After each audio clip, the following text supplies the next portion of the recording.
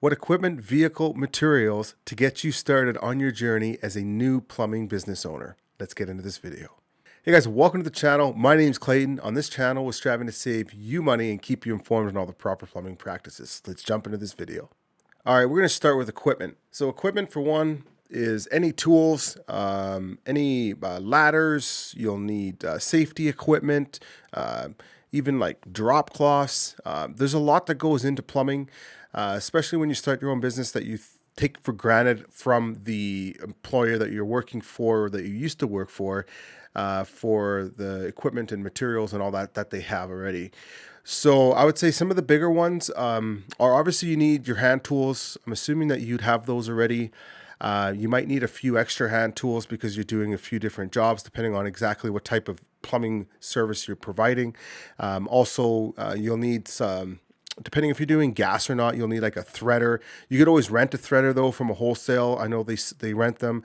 You can also rent a mega press, which is just a fitting that presses onto gas pipe. You don't need to use threading pipe, which is nice for doing renovations and all that because sometimes it's restricted on where you can tie into the gas line.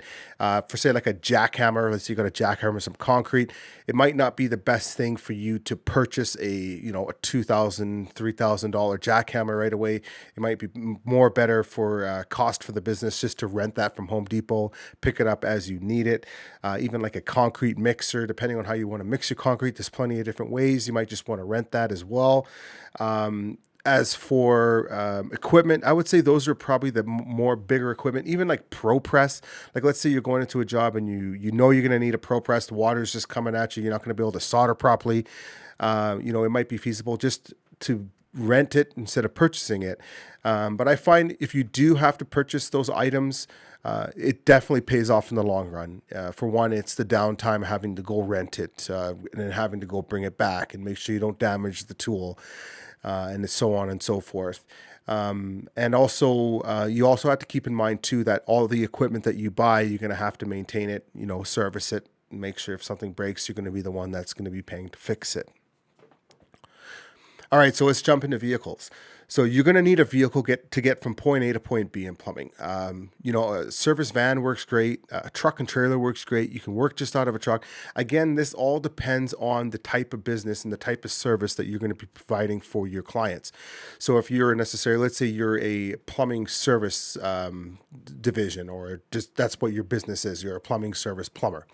You can get away with maybe just running a truck and trailer, or you can get away with running just a truck. Especially if you're okay with, taking a trip out to the wholesales to pick up the materials you need for that job that day. That's always a good option as well. I find you spend a lot of time wasting traveling from point A to point B. I mean, like from the job to the wholesaler and then back to the job, or you can get the information before the job and have that material set in your truck already and then go to the job. So you can work out of a truck. It's not the best to work out of a truck, but to start off, yeah, absolutely. A plumbing van, you want to make sure you got your plumbing van set up with shelves. You might as well take advantage of the space. So build some shelves, slowly stock the material in your van. We're going to work on material next. But just having that space designated for different materials inside of the van is good. A lot of vans aren't 12 feet long, so you'll notice that your plumbing pipes are usually 12 feet long. So it does make it kind of difficult, but then you can go ahead and just build a rack on top of the van, which you can put your ladder up there as well if you need to, and you can put your full 12-foot lengths of pipe on top of the van. Downfall of that now is that the pipe now is exposed to all the elements, so it might warp depending on the type of materials that you have on your roof, and also too for theft, right? Somebody might just say, hey, look, we got, there's $200 of plumbing pipe on top of this guy's van. Let's go over and take it.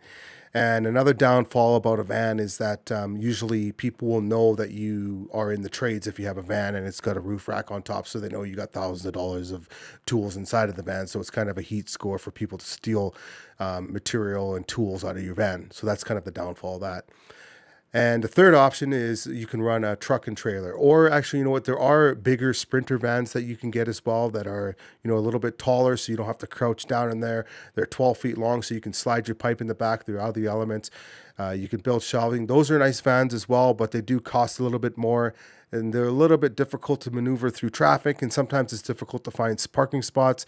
But hey, you know what? You got a van full of everything inside, your pipe, your tools, all your materials. You can set it up nicely with nice shelves, like I was saying before.